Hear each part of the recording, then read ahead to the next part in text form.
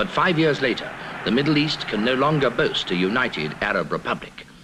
It is from a changed Middle East the Panorama reports tonight, and from 3 countries, from Egypt, from Syria, and from Jordan. It's in Cairo that Nasser feels most at home. Here, among the mosques and dusty bazaars, he finds the illiterate multitude who are his main civilian support.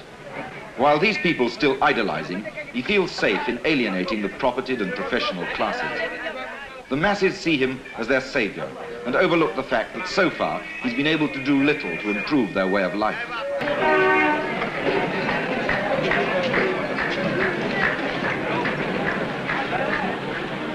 Today, Nasser says he never wanted to unite with Syria anyway. Whether this is true or not, Nasser knows only too well that Syria's desertion now could mean the end of his vision of a united Arab world, with Egypt as its heart and himself its exalted champion. The road to Damascus, the gateway to Syria. Today, the town is 100% Arab and strongly nationalistic. In the business quarter, Arab shopkeepers were among the first to turn against Nasser when the Syrian army gave the lead. Syria is prosperous in a modest kind of way, and the wealthy merchants hated Nasser's socialism. They wanted to spare Syria from his nationalization decrees.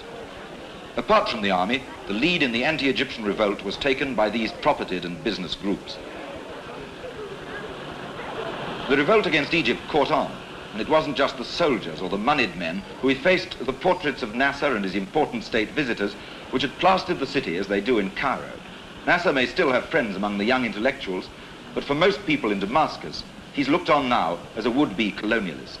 He and his friends have been consigned to oblivion by people who believe first and foremost in Syria for the Syrians. The new Prime Minister, Dr. Kuzbari, spends hours a day publicizing the new regime to journalists and relays of visiting television teams. To this West German interviewer, as to me, he spoke French, having cleared his answers beforehand with advisors in another room. Envisagé dépend de la volonté des peuples eux-mêmes.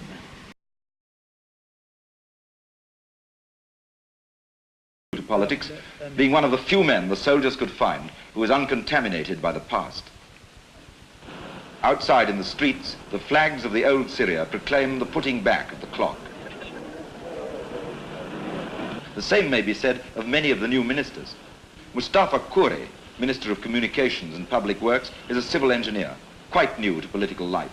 Surely with all the different social and economic situations in the Arab states, unity is just a dream, isn't it?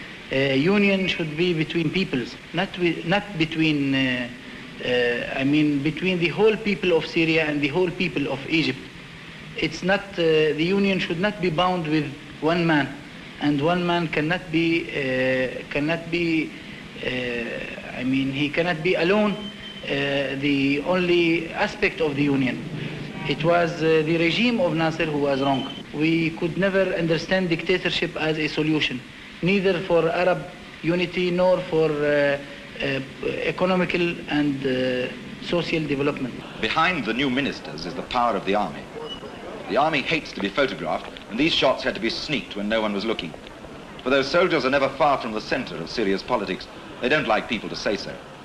Yet if the Syrian officers hadn't been disgruntled with their overbearing Egyptian colleagues, the coup would never have happened at all. As usual, the soldiers moved fast and showed their traditional bloodless restraint. Nasser too reacted with restraint. There wasn't much else he could do.